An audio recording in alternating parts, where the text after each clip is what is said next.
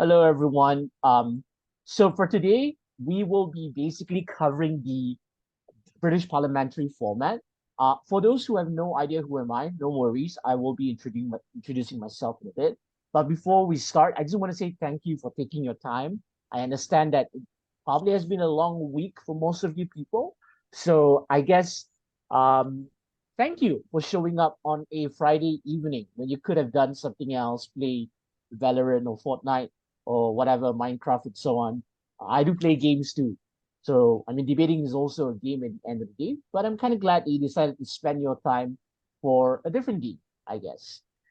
So yeah, my name is Terrence, and I've been coaching debaters since, I guess, 2015, 2014, such a long time ago. That's quite some time. So just to sort of like give a brief idea on who have I coached before. I used to coach Science Kuching Utara, also Sakura. They were the first team that won, first East Malaysian team to ever win the Prime Minister's Cup. I've also coached debaters in China and Hong Kong, and of course Malaysia. I've had a couple students who did quite well on the national level. I do teach kids from age 14 all the way to university students. Though I would apply different styles or even different intonations or different approaches when it comes to different age groups. And I realize quite a number of people in this call today are relatively young. So I'll try my best to simplify things, probably your age, or I'll try my best to see if I could answer some of the questions that you have. If you are confused about certain things, or if you have issues with my vocabulary or anything, I'm more than happy to slow down and explain things. Okay, so I'm not so sure what most of you expect out of this class. Well, to be fair, most of you are still sort of new, so I would assume that the expectation is about the format, the British parliamentary format, and so on. And over the next few weeks, we will be covering different skills or different kinds of tips that you can use to sort of like help you out when it comes to figuring out your ideas and so on. All right, so let's not go through this for now. We can reserve this a bit later after I'm done talking about the format in general. Okay, so before we get into that, I think it is only fair that I set an expectation on what is competitive debating. Because there seems to be a lot of people who fear debating so much. They think that it's such a really high up there kind of activity. They think it's quite stressful and so on because there's a lot they need to actually handle at that moment.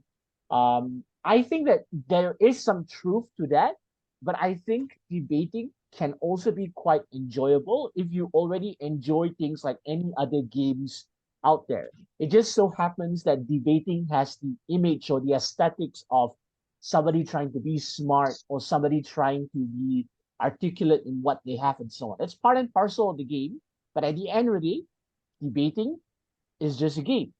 So I want all of you to imagine debating as a tower defense game or a tower building game in some sense, building and defense game, where you have to build a tower and then you have to defend what is going on, or you have to continue building the tower to sort of like establish your dominance or create the defenses around it.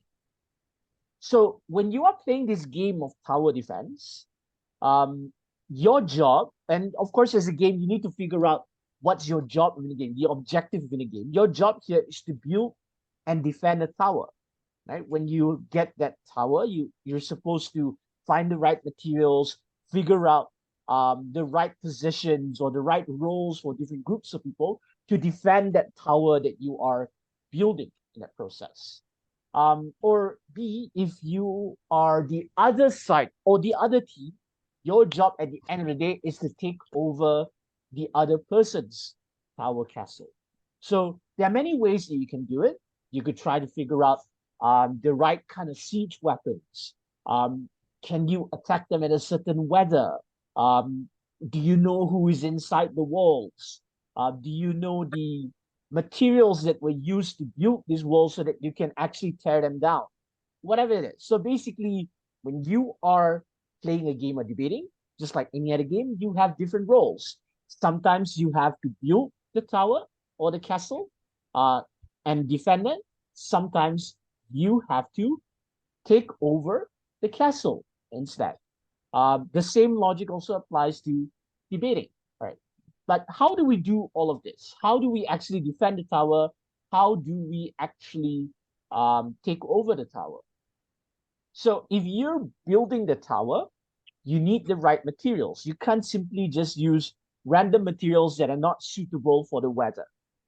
So for example, if you are in a dry climate, you probably might use mud that could be stacked up into bricks. But if you live in a really humid climate where it's always rain, probably that's not a smart idea. So you need to rely on bricks and so on. You also need to know what's the best way to defend the tower.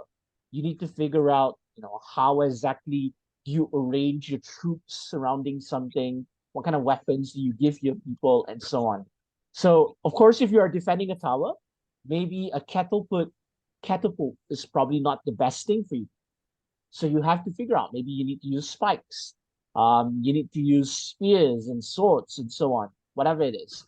That will probably be more suitable when you are defending the tower. But if you are attacking the tower, you then need to figure out the best ways to break the defenses. How would you do it? How would you take down a wall made out of bricks? Probably you need a catapult. Or if you don't have a catapult, probably you might want to burn the building down, and so on. Maybe you need ladders instead of destroying the walls so you can climb it up. But whatever it is, to get to the tower, you need a plan after that. What happens when you get the tower? You can't just get the tower and think that, oh, you're done and that's it. You eventually need to defend the tower then, because it's something like how the ball is in your court in that sense. So it's the same case when it comes to debating in a sense. So I just want you to imagine this.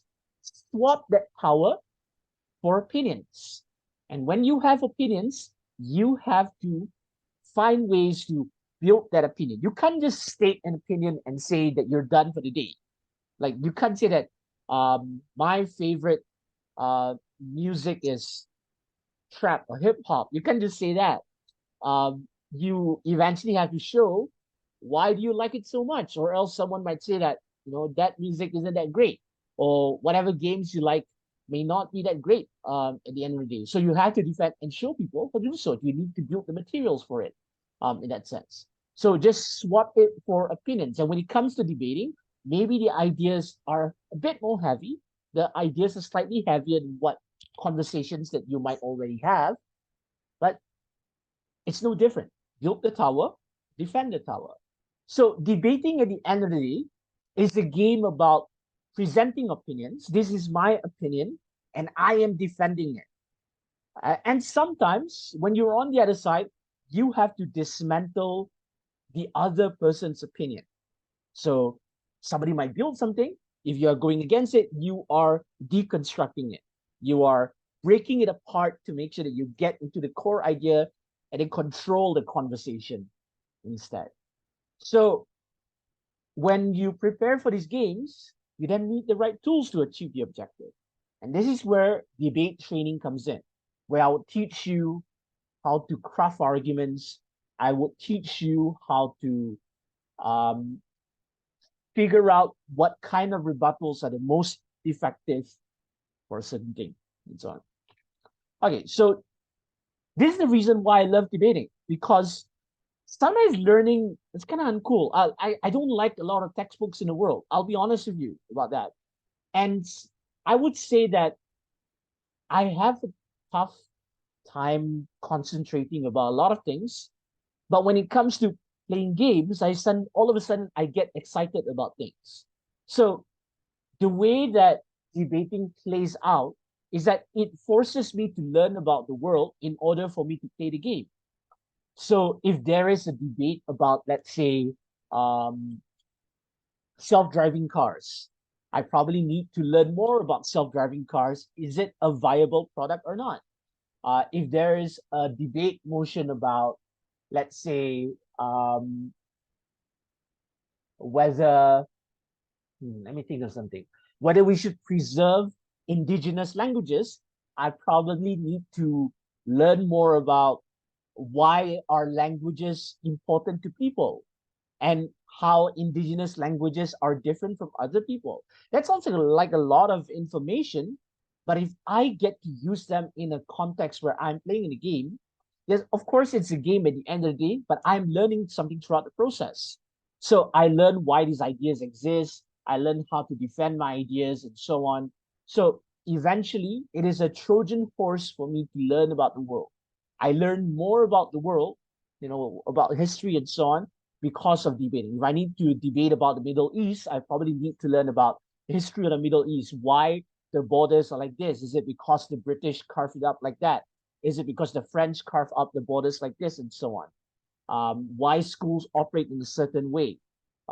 Why do we have the right to vote and so on? All of these are ideas that I eventually accumulate in order for me to win a game of debating. So instead of like collecting fantasy swords, we learn principles, current issues, and all sorts of arguments. And hopefully over the next few weeks, you'll get to apply them a bit later. All right, so I just want to remind everyone, yes, it is a game. And because of that, I urge all of you to don't forget to have fun. Things should be quite heavy from time to time. But I'll try my best to make sure that the debate motions at the tournament, they're not too heavy.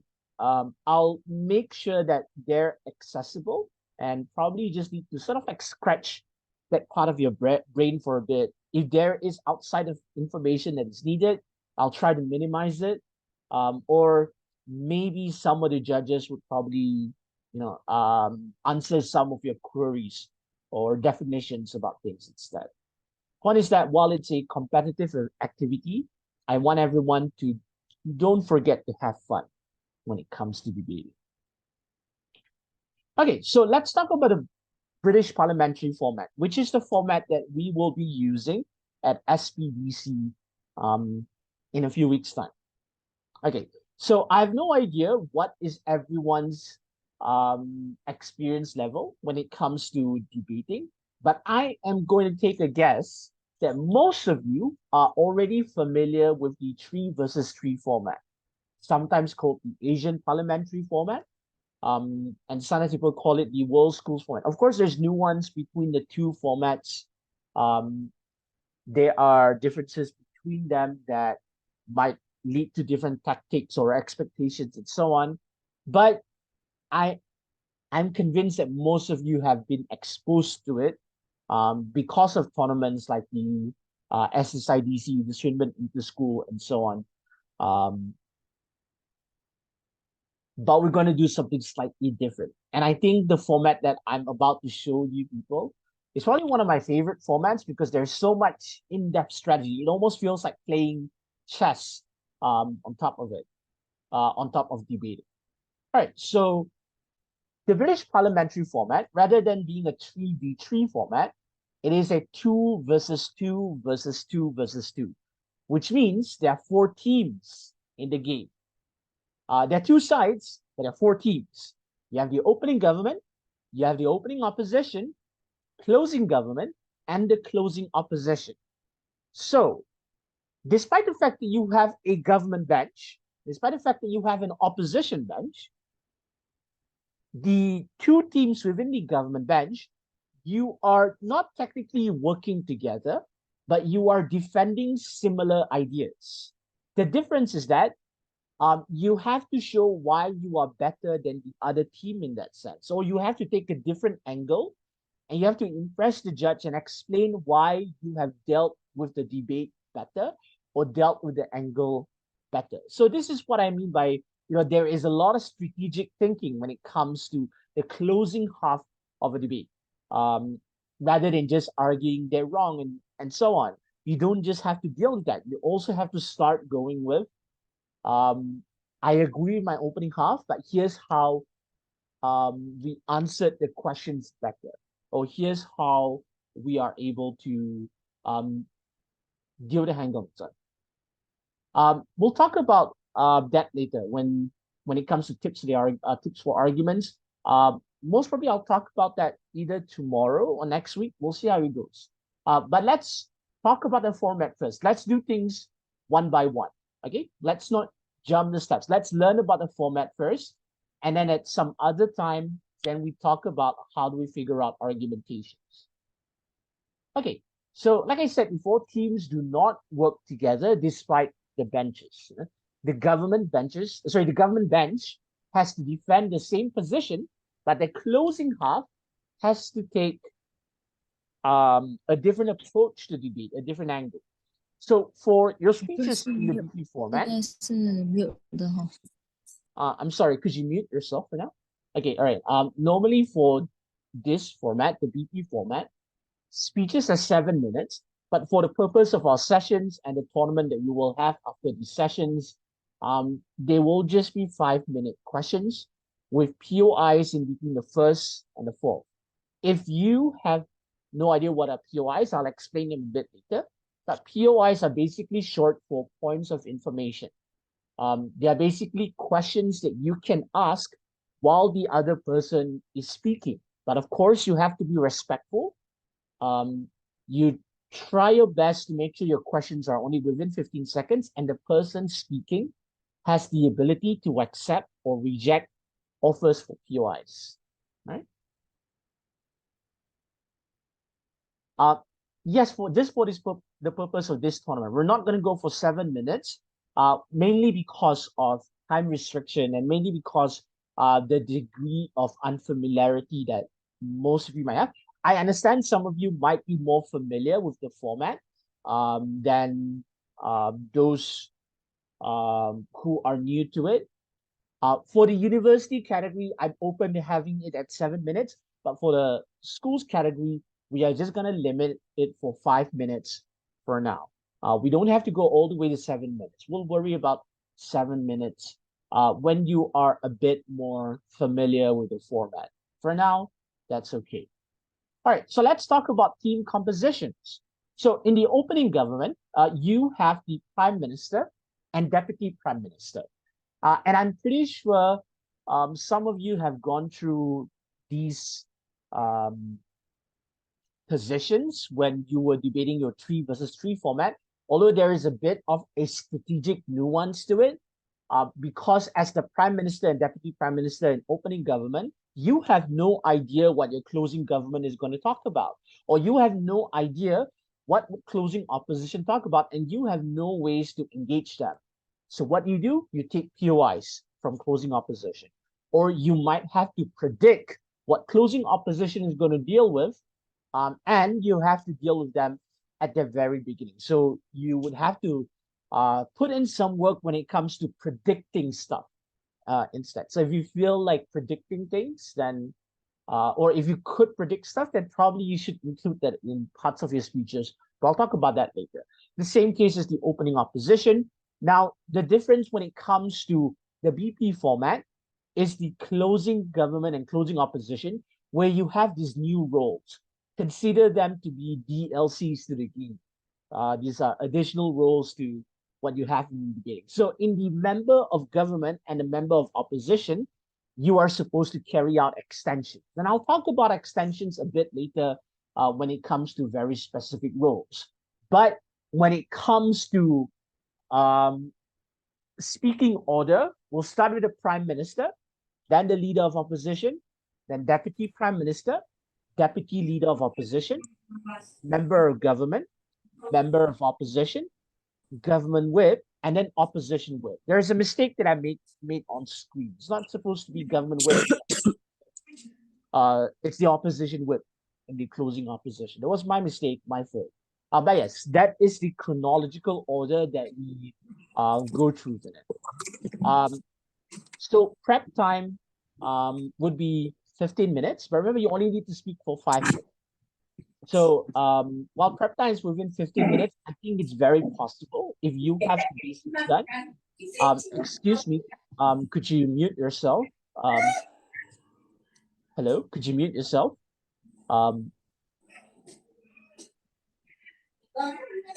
Sorry.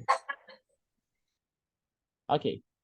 Um, so yes, prep time is 15 minutes, and I'm pretty sure you are able to craft 5-minute speeches from that if you have the template or you have the basics of things. But we'll worry about the template a bit later.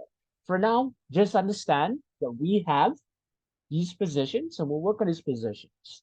Okay, let's talk about the roles. So the unique thing about the BP format is that um, your roles or your job in the game, defending your job or fulfilling your task within the game, um, is equally as important as the arguments you put out. Sometimes you may have an argument, but you are not fulfilling your job. It's kind of tough for people to give you the win. Maybe your argument may not make sense without actually paying attention to the role of the debate. Or let's say that in a prime minister, one of your roles is actually to set the context of the debate. But if you don't set the context of the debate and everyone is confused what we're talking about because we have no idea what is the context, then whatever arguments you may not make sense. So the closing half then all of a sudden have the opportunity to do it for you.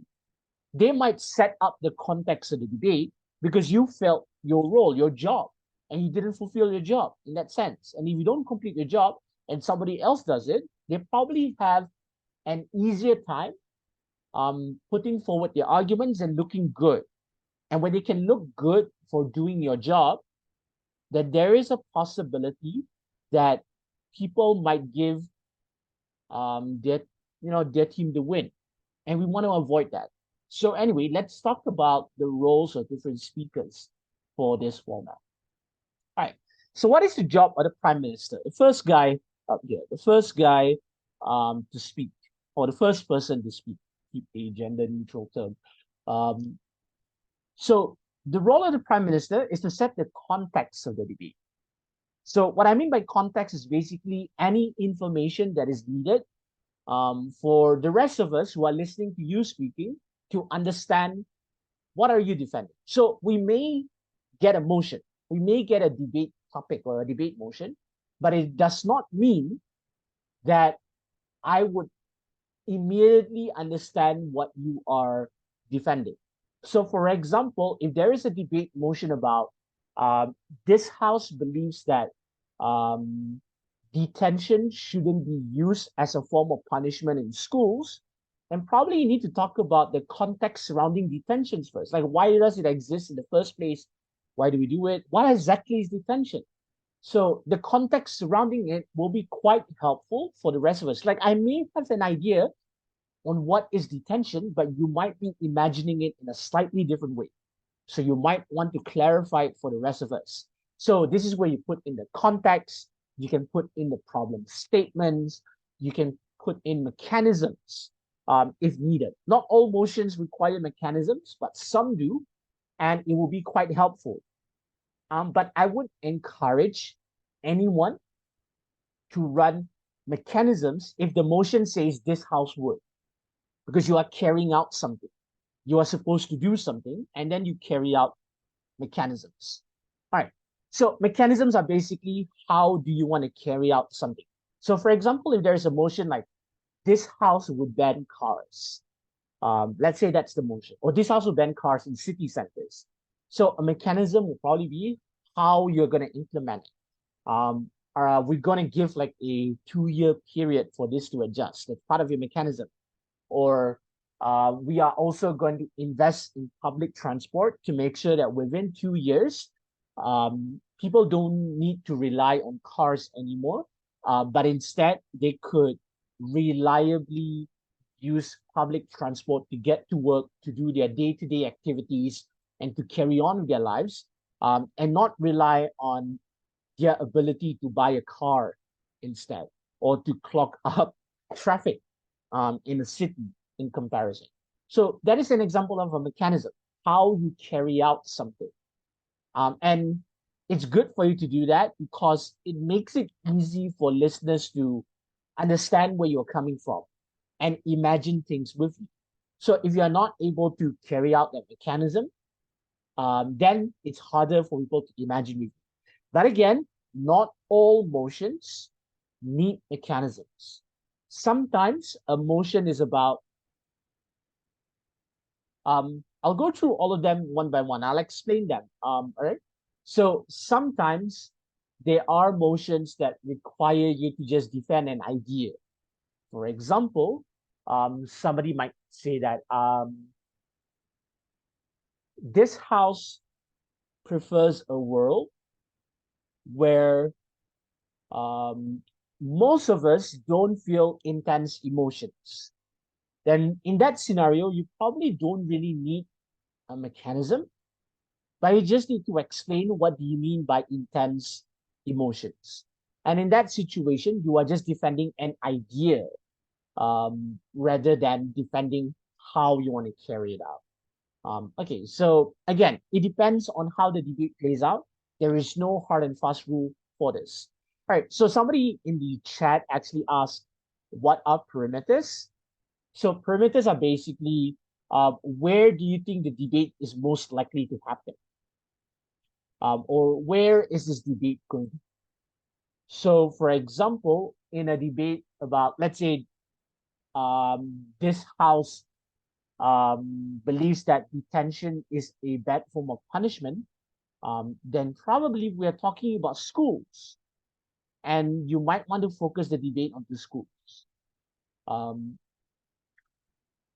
Another example would probably be this house believes that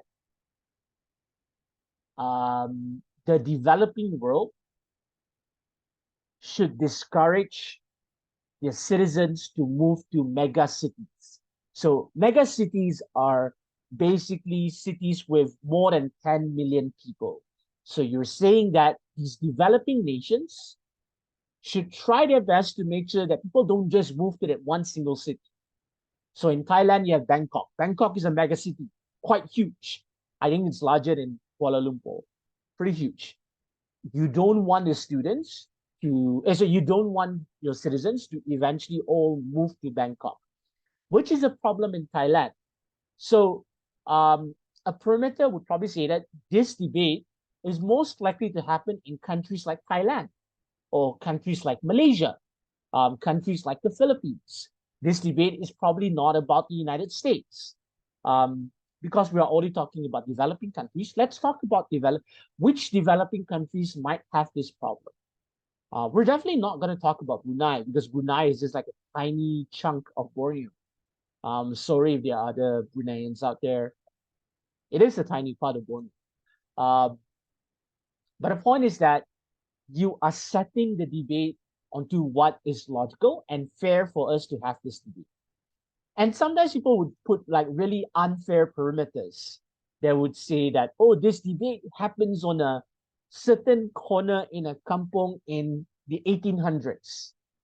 Maybe there are debates there, but I'm pretty sure if the debate about mega cities won't be happening within that time period or that time setting, that sense. So that is a whole different question that might not be suitable for this debate. So Prime Minister, if it is needed, and if you think people would misinterpret things, then probably you need to set the perimeter. Then you can figure out your burdens. Your burdens are basically your goals of the debate, what you need to achieve. But I'll talk about that some other time, and so on. Okay. My tip for this is that just imagine as if that the person who is listening to your speech just walked into the room. They have no idea what is going on, and all they can imagine is lunch that they will have right after this. So you have to give them an idea on what you are defending. If you have no idea how to explain what you're defending, then don't you think it will be hard for the average person to understand what is going on? So you have to fill in the gaps. So the job of the Prime Minister is really important because you have to provide the context for things. Why are we doing this? What exactly are we talking about here? Why are we having this discussion? If the debate is about Pizza Hut versus McDonald's, Maybe you want to give the context. You are deciding it for your family. Then, I don't know, maybe your family prefers chicken, so McDonald's, in that sense. So context is important. If you are trying to decide, maybe the context is about um, you are deciding on what to get for your school's football team, and there's a large group, and everyone has to go off quickly, then probably Pizza Hut might be the better answer within that context. So the context actually helps your arguments. If you set the context of the debate, it makes the debate easier for you. All right. So the next thing you need to do as the prime minister is that you also need to provide an argument or two. Whatever that argument may be, we can talk about the contents a bit later. We can talk about the expected template for arguments some other time. But yeah, try to give an argument or two. To be honest, I would prefer one in-depth argument that you go deeper and deeper into rather than multiple arguments that are so thin. A good strong argument is always better than 5 arguments that are flimsy. Okay, so that's the job of the prime minister. Leader of opposition. Your job instead is to accept or reject the context. Sometimes the context doesn't make sense. You don't have to debate that. If the context is impossible for you to defend and you don't like it, makes you feel icky, then probably don't. And say that this is not the right context of the debate. If the debate is about detention, and then government bench says that, well, you have to defend the idea of detention camps where we put all the people we don't like in our country into one camp and force them to say that. I'm not going to defend that. That is a bad context. The debate is probably not about that. We're talking about detention in schools. So that's a slightly different context. So if somebody says a context that is not productive, doesn't lead to a healthy debate, then we have to come in and say, Judge, their context is a bit messed up. It's a bit weird. Here's my context instead. And here's why we think this is the more appropriate and healthy debate. Their debate will not get us anywhere. Their debate is squirreling. They are running away from what the debate is supposed to be. Our debate is the right one and closer to what the education core actually wants in the first place. So that's the job of the leader of opposition. You agree or reject the context. In fact, in the leader of opposition, there are times you could probably the judges would pick the context that is closer to what the motion intends. So sometimes people don't try to recontextualize it into something cheeky. Don't do that. And the judge would still have a lot of common sense. There would still be an average educated individual. They would still be someone who understand the motion and could read the motion and deduce what the motion is about. So the judge would probably accept the context that is closer to what reality is. So it is within your interest to not debate things in a very cheeky manner where you figure out the nooks and crannies of things. Debate it according to a context that is fair. Just have a fair debate. Don't try to cheat yourself through. And if you were to win in a fair debate, people would respect you more. So don't try to be cheeky in that sense. Okay, so the second thing that you need to do as the leader of opposition, you need to state your disagreements and channel your rebuttals through those disagreements. There are things that you might disagree about, and then you focus on those disagreements. So what exactly you disagree about? I think I've covered context earlier, so I don't need to talk about it. You could talk about the facts. If you disagree with the facts of a certain situation and you might want to correct them, you can do so at that moment. Sometimes people lie through their teeth and it's not nice. So you might want to say it out loud before someone buy into their lies. Of course, Sometimes judges would discard lies, but sometimes you have to admit it. People don't know everything in the world, and some liars are that convincing. And if you know that they are lying, point out that they are lying. Just be brave and say, wait a minute, those facts are wrong. Just say that. But don't rely too much on this because it's kind of hard for you to prove um, who is scientifically correct or wrong within a 5 minute speech unless it's a lapse of judgment and you just want to say that, wait a minute, this doesn't make sense. The point is that uh, pointing out lies are good, but at the same time, don't rely on fact checking too much because it's not easy to fact check someone within 5 minutes. It's a tough job to do. So what's more important is the next level, which is logic.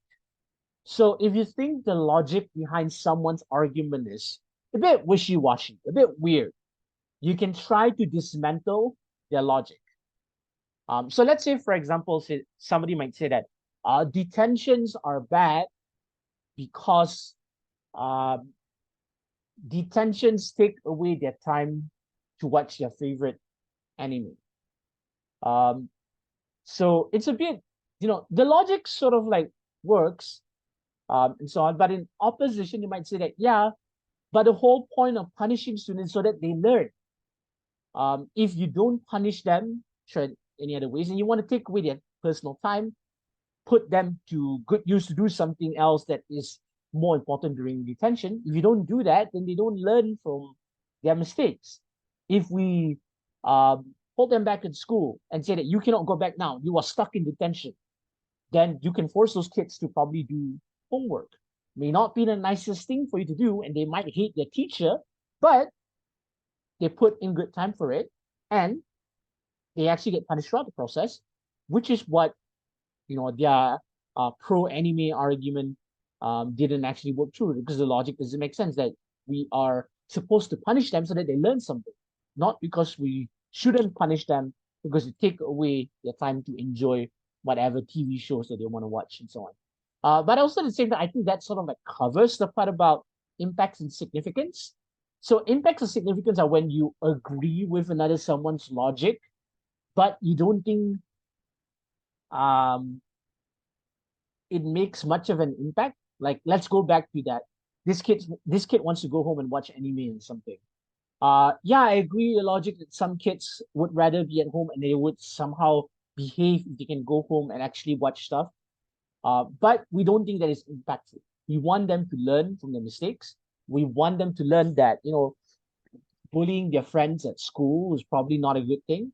Bullying their classmates at school is probably not a good thing. So we need to punish them in some way.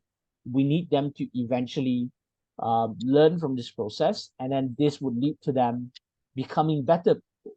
So if they really, really want to go home and watch their favorite anime after school, they have to behave at school in that sense. So they cannot experience detention.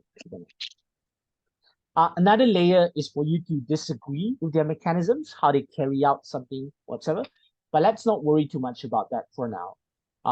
This is where you could provide an argument or two if necessary. Right after you state your disagreements or you challenge the context and so on. Okay, next thing is the next role is Deputy Prime Minister. As the Deputy Prime Minister, I want you people to bring back your team's stance. I want you to provide rebuttals. I want you to provide an argument or two. But the most important part is that I need you to weigh your arguments. So sometimes you may have arguments, the other side may also have arguments, so you need to spend more time weighing them. My arguments are more important than theirs. My impacts are more important. It is more important for me to teach these kids rather than letting them go to do whatever they want after school, watch anime or whatsoever. They should stay at school and feel how it feels like to have their freedoms taken away. So let's say that that's in the opposition. Let's say in the government branch, you say, wait a minute, yes, we want to punish these kids, but we don't think taking away their freedoms or all of that is actually way more important in teaching them a lesson. We have other ways to get them to learn the lesson from things. We think that their freedoms to do whatever they want after school is actually way more important than the so-called lessons they're going to have. Because if you take away their freedoms, it means that they would instead learn how to hate you more. They would learn how to hate the school even more because the school is taking away their freedom. So they won't even want to listen to you in the first place. So letting them go after this, do whatever they want, is actually more important throughout the process because they have the time to rethink and relax and so on, while we punish them in different ways. Whatever that punishment may be, it may not be as flashy, it may not be as something that gets into the minds of kids automatically, but we think it's more important for them to build a good relationship with us, for them to eventually do things that might be useful to, after school. Maybe some of them might want to go for a debate class like this. And what is wrong with watching anime after school? They're kids, after all, who need to have their time and relax from the pressures of school. There's nothing wrong for them to watch television and enjoy their life as young children before they grow up to become adults where they may not have the ability to enjoy a lot of things instead, because they would be busy with the pressures and responsibilities of being a grown-up instead. It is not something I would encourage everyone to jump into straight away. So this is where you weigh the debate. Not just about arguing, it's about weighing. What is more important here? Okay. Next thing, Deputy Leader of Opposition. So Deputy Leader of Opposition, your job is quite similar to the Deputy Prime Minister. I don't think I need to go in depth for this job, for this position. Deputy Leader of Opposition, pretty similar to Deputy Prime Minister, but make sure you back up your friends, back up your teammate, back up your Leader of Opposition. I like to joke around with my team, with my friends before this, that if my teammate says that the sky is purple, I would run the debate and also defend them and say that the sky is purple, if the motion requires us to do that. That's it. But of course, defend your teammates all the time. Okay, we can talk about impacts some other time, but let me give you a brief idea what are impacts. So, a lot of people stop their arguments at just the logic behind the arguments.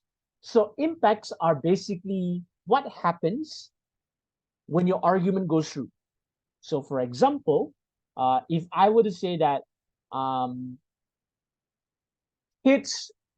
students should not be categorized or streamed according to age, but instead they should be streamed according to abilities. Okay, so in the government bench, they might say that, well, if kids are categorized according to their abilities or streamed according to their abilities, smarter kids would be able to do what they want or need at their level. So if a 10-year-old is smarter than a 13-year-old and deserves to be in a Form 2 class, then probably we should put them there, because that's their learning level. Okay, so that's the logic, and most people stop their argument there. But the next level to this is to explain the impact. What happens when you put that 10-year-old kid into that Form 2 class? So there's several impacts to this. Number one, these kids won't be bored if they were to continue in their primary 4 class, because they're smarter than everyone else, and they might grow a sense of contempt for everyone else for holding them back. So we need to let them climb the ladder and go up there and actually learn something so that they would eventually do something more useful with their time. But number two, you want these smart kids to eventually leave an impact on the world quickly. So if they're able to jump straight into Form 2 straight away from being a 10-year-old, and they are able to sit for exams, and it turns out they are able to get into university faster than their peers, and they might be happier because of that, because they know that no one is telling them to hold back. They know that they can unleash their potential and compete with people who they think is the same level as them. And they can get into university as quickly as possible, and they could share their genius with the rest of the world within a short period. And they would get the proper amount of respect that they might have from it. Rather than being constantly treated as a 10-year-old boy, you should know your place instead. But now, smarter than everyone else, and people acknowledge them for that, they instead get congratulated for it. Plus, when they get into university, they get into adult life quicker in some sense. They get to earn quickly. They get to use their genius at a faster rate. They get to do things faster than other people. They get to leave their mark on the world faster than other people, write their research paper, and do things well beyond their friends and so on. And this means a lot of people who are smart get to maximize their abilities and enjoy their life faster. So those are impacts. And society would also benefit from it. So there are many kinds of impacts, the individual, society. So let's say you want to talk about society. Society will benefit a lot from smarter people eventually getting into the workforce quickly, because it means that you have a better workforce that is able to replenish itself within a very short period. You are able to have access to all these smart kids as quickly as possible. Maybe instead of waiting for the next 6 years, we just need to wait for the next 2 years for this genius boy to actually, or this genius kid, this genius girl to enter the workforce, and we are able to ask them the right questions about the world, and they're able to answer that within that period. Probably become the best engineer within their batch, and so on. And we get to access those talents. And that's great. We can also talk about the opposite direction, where kids who might be struggling, let's say that there's a kid supposed to be in Form 3, and it turns out they struggle with maths. And you are expecting them to actually sit for maths with other people who are smarter than them. It's so bad for their self-confidence. That is so bad for them to be in, because they feel like they cannot keep up with everyone else and they cannot actually do their work and so on. So it puts them into a position where they don't have any form of guidance. They don't have help. And you have teachers who are unfortunately quite cruel and say, why are you not smart as your friends? Why can't you answer the same questions? And that is such a bad position to put these kids in. So why don't you put them into a class with people with similar abilities? Kids that are also struggling with maths, but they might have some questions that were never answered when they were younger. Turns out the person teaching them multiplication when they're younger is quite bad. So they need to be in a certain position where they get to catch up. And it doesn't impact their grades. If you punish them to be in a class forever, it will impact their grades. But if you put them in a class where other people, yes, some of them younger, may not be comfortable at first, but you get the right help that you want. Teachers are able to identify who exactly is struggling, and they pay attention. So you create a more empathetic environment where teachers are no longer expected, why are you so bad at maths? They don't ask this kind of questions, but they start wondering, how can I help you? How can I figure out what did you miss out throughout the years? And I will guide you throughout the process. Hold your hand throughout the process so that eventually you get used to it, and I get to identify people who might have the potential. Maybe they're not dumb, they're not stupid. There's a possibility they might be smart, but it's just that there's one hurdle that is needed, that needs to be fixed, and that can only be done if we put in the time and effort and care and the love to understand that these people are missing something, and we could sit them next to them, put them into a different class, and that would eventually lead them to a greater love of things. And I know a lot of people hate mathematics at a young age because they didn't have a good teacher. So this is how you identify people who actually love mathematics, but they just don't get certain things yet, and they don't get the spark at a young age. This is how we figured it out. We put them into classes where they have other people with similar abilities instead. So they receive love, attention, and care for them. So those are impacts, not just arguments, but what happens after. So you can say all the good things, whatever, list of arguments and so on, The impacts are what happens to people, what happens to individuals, why should I care, why should you care? Those are impacts. So this is where you can weigh your arguments and say, um, um, having people whose needs are taken care of and we are able to identify them is way better in comparison to them graduating on time. Yes, they may end their Form 5 classes as other 17-year-olds, but will they feel the love that they need from their education system? Will they feel that they are equipped for the outside world? We think it's more dangerous to let them go without this additional assistance of us, just sitting down with them, figuring out what's the problem, and make sure that they have the adequate attention and help. That is way more important.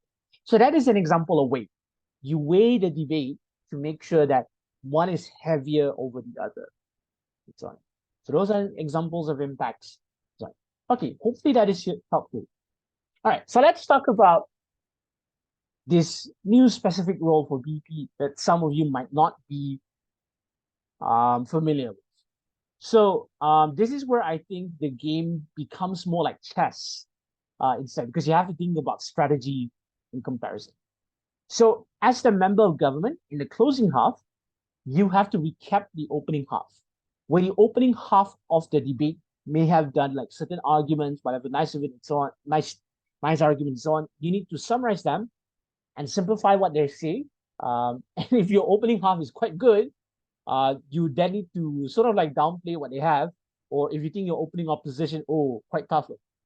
Quite a lot of things I have to deal with. This is where you then try to reframe it into something simpler. So just now, I said that you put students into the classes of the same abilities and so on, and it sounds so nice because they get the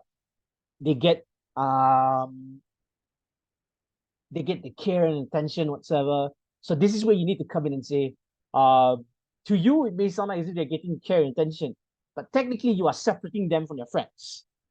And kids who are supposed to be 10-year-olds, but you force them to go, or they are pressured to go into Form 2 classes, and they will follow through because some parents, they have that face. They want their kids to actually go up there, just like how some parents force kids to get into science classes or whatever, even though they don't like it.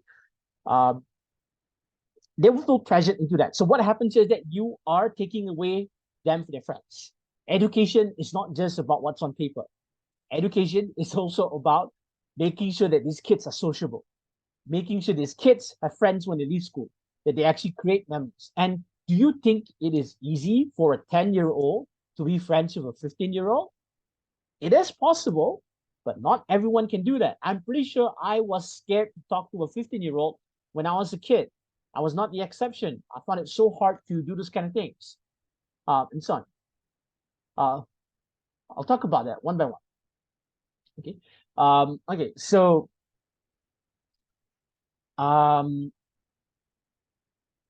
basically, you can reframe the debate in that sense, that you are taking away these kids from the environment that would give them a wholesome education where they can interact with their friends. They may be held back for a bit, whatsoever, but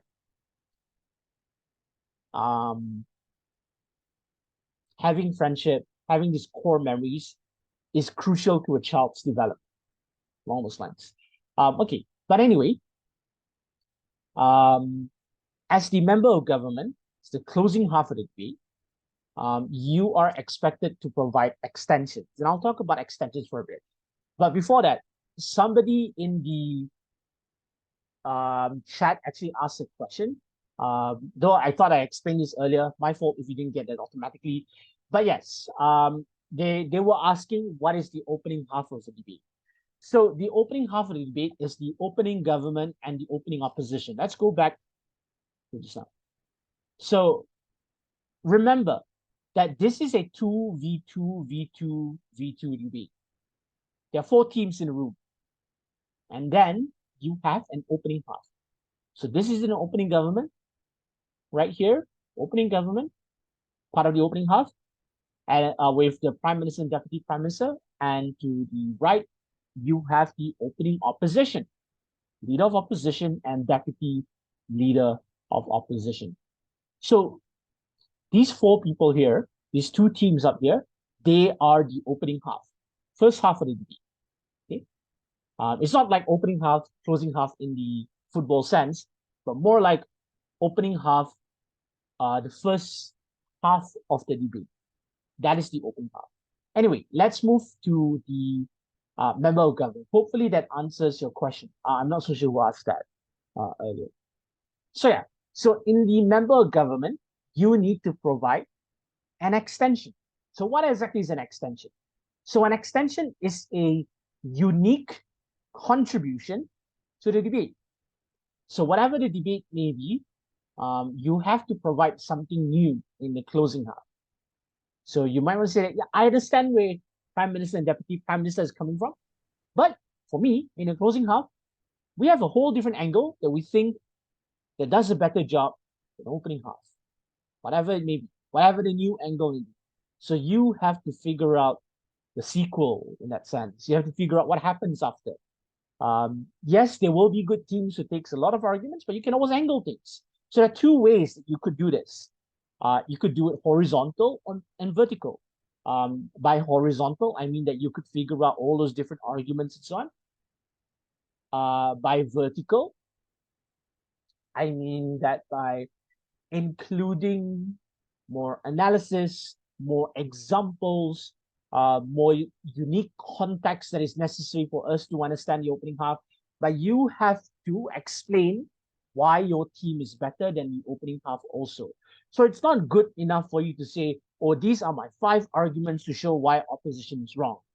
You also have to say, here are my 5 arguments, and here's why I think these 5 arguments are better than the 5 that opening half did.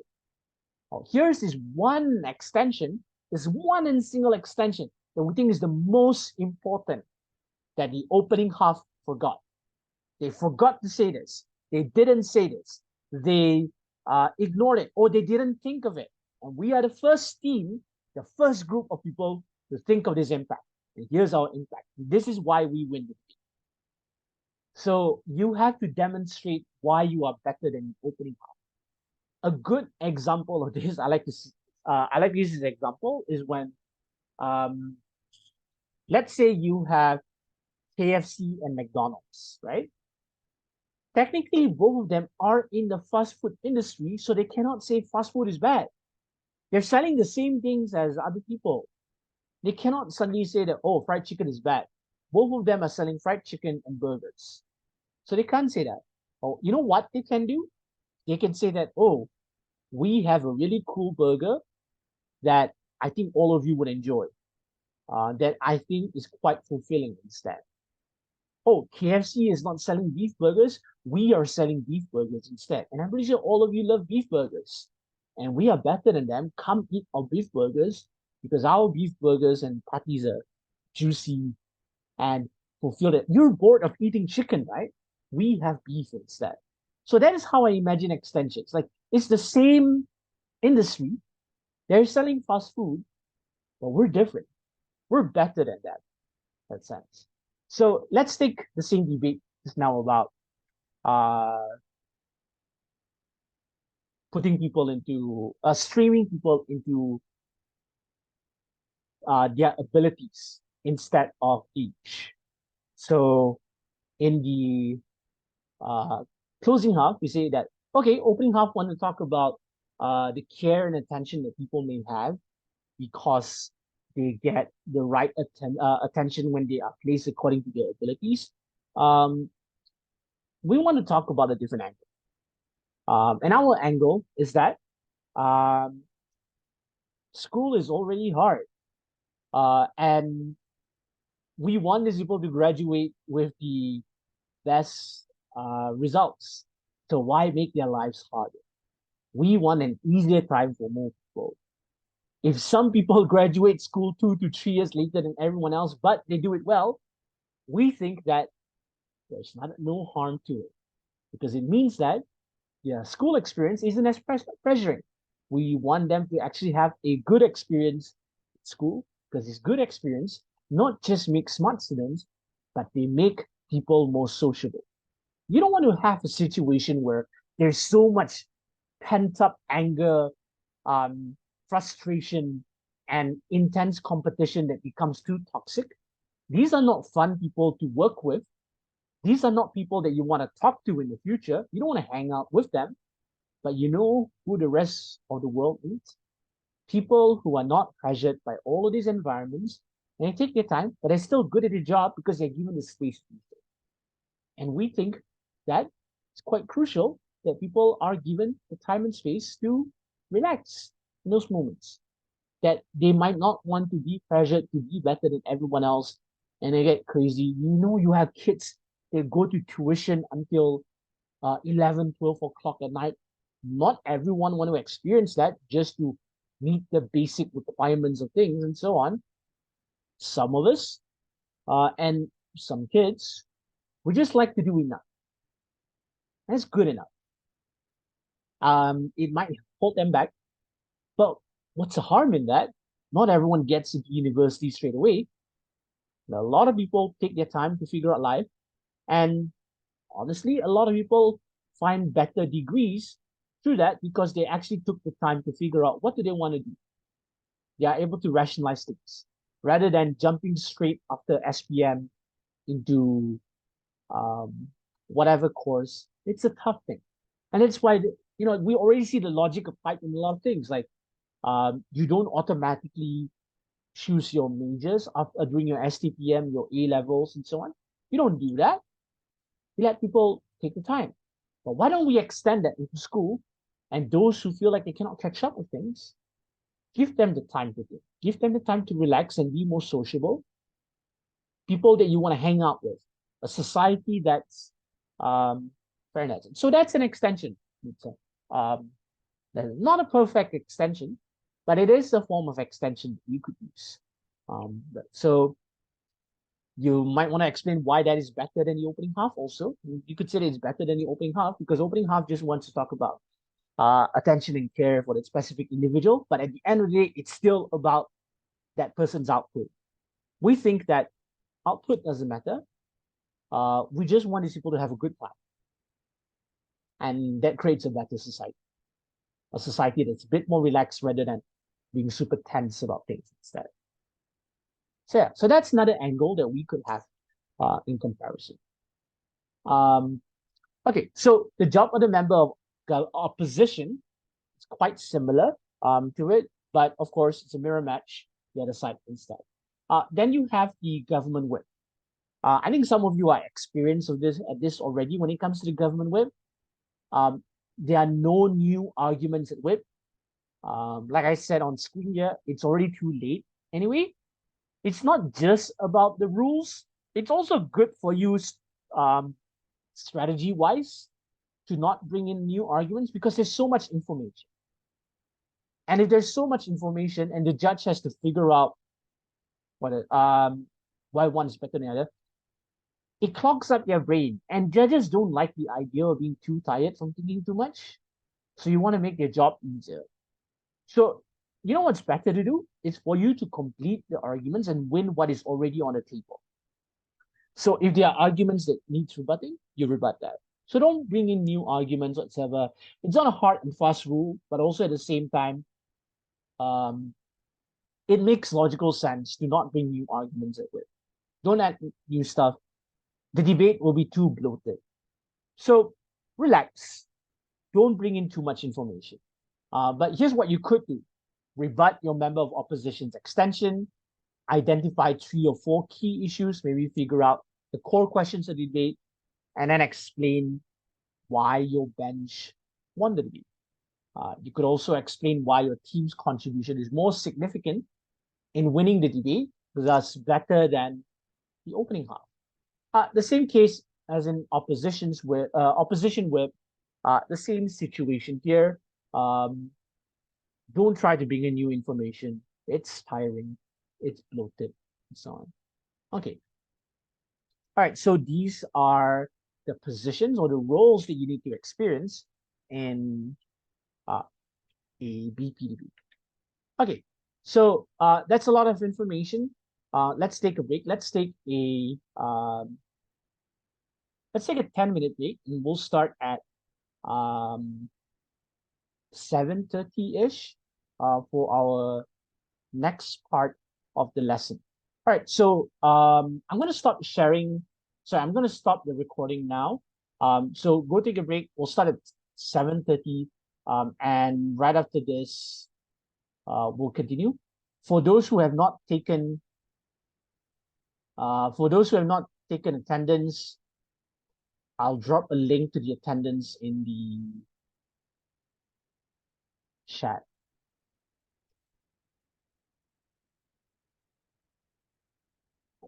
All right, go on your break.